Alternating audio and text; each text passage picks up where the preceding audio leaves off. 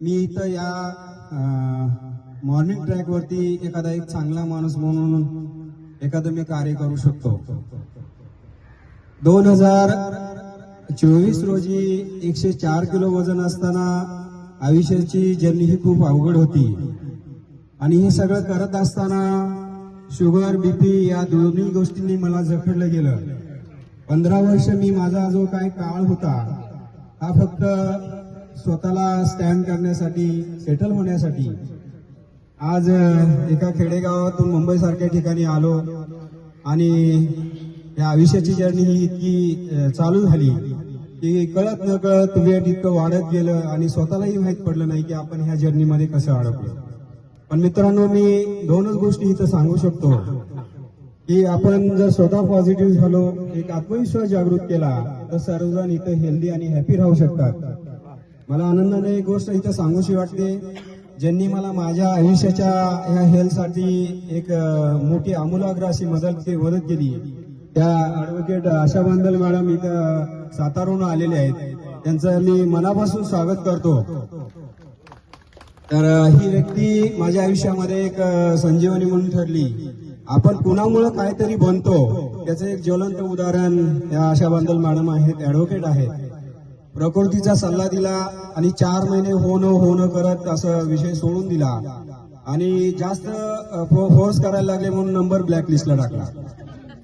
ह्याही अशा गोष्टी झाल्या आणि मी नंतर माझी जर्नी अशी चालू राहिली आणि मग बाबा सोडवणारं कोण होतं तर परमेश्वराने कुणीतरी व्यक्ती पाठवलेली होती. आपण त्यांचं ऐकलं असतं तर बरं झालं असतं मनाला खूप वाटायचं.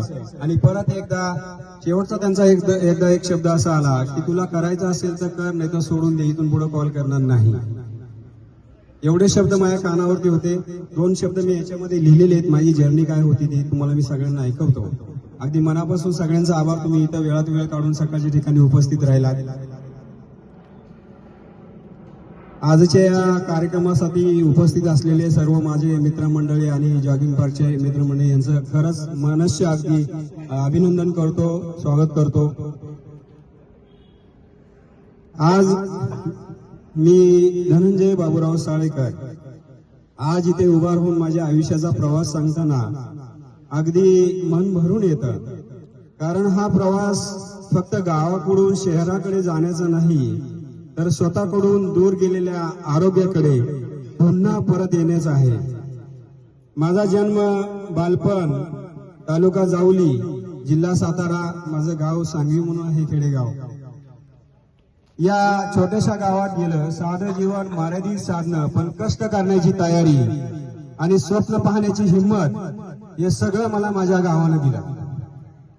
शिक्षण, नोकरी, आयुष्यात काहीतरी करून दाखवण्याच्या ध्यासानं मी नवी मुंबईकडे वाटचाल केली. शहरात पाऊल टाकल्यानंतर आयुष्य वेगाने धावू लागलं. काम, जबाबदाऱ्या, कुटुंब, सामाजिक बांधिलकी या सगळ्यात मी पूर्णपणे गुंतून गेलो. पण या धावपळीत एक गोष्ट मात्र मागे पडत गेली, माझं स्वतःचं शारीरिक आरोग्य. वेळेवर जेवण नाही, व्यायाम नाही, विश्रांती नाही. नंतर बघू या एका वाक्याने मी आरोग्याकडे सतत दुर्लक्ष करत राहिलो. त्याचा परिणाम हळूहळू दिसू लागला. माझं वजन वाढत गेलं आणि एक काळ असा आला की ते सुमारे 104 किलो पर्यंत मी पोहोचलो. सुरुवातीला मला वाटलं काही फरक पडत नाही, काम तर होत आहे, पण शरीर वेगळंच सांगत होतं. थकवा, श्वास लागणे, आळस, आत्मविश्वास कमी होणे. आरशात पाहिल्यानंतर जाणवत होतं की मी यशाच्या मागे धावत असताना स्वतःलाच हरवत चाललो. एक दिवस स्वतःलाच प्रश्न विचारला, हेच आयुष्य मला जगायचं आहे का? मी माझ्या कुटुंबासाठी सगळं करतोय, पण स्वतःसाठी काय करतोय? तो क्षण माझ्या आयुष्यातील टर्निंग पॉइंट ठरला. मी ठरवलं आता बदलायचंय. डाएट, व्यायाम, चालणे, शिस्त, संयम आणि सर्वात महत्वाचं म्हणजे सातत्य. सोपं नव्हतं. अनेक वेळा थकलो, कंटाळलो, सोडून द्यावंसं वाटलं. पण प्रत्येक वेळी मनाला सांगितलं, हा लढा वजनाविरुद्ध नाही तर स्वतःच्या आळशी सवयींविरुद्ध आहे. हळूहळू परिणाम दिसू लागले.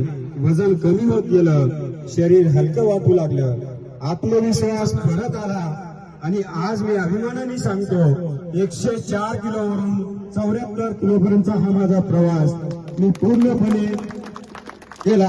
मित्रांनो, हा प्रवास फक्त वजन कमी करण्याचा नव्हता.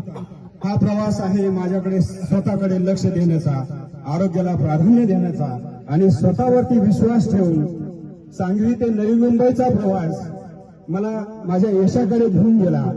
पण 104 ते 74 किलोचा प्रवास मला स्वतःकडे घेऊन आला. आज मी एवढंच सांगू इच्छितो, आपण कितीही व्यस्त असलो, कितीही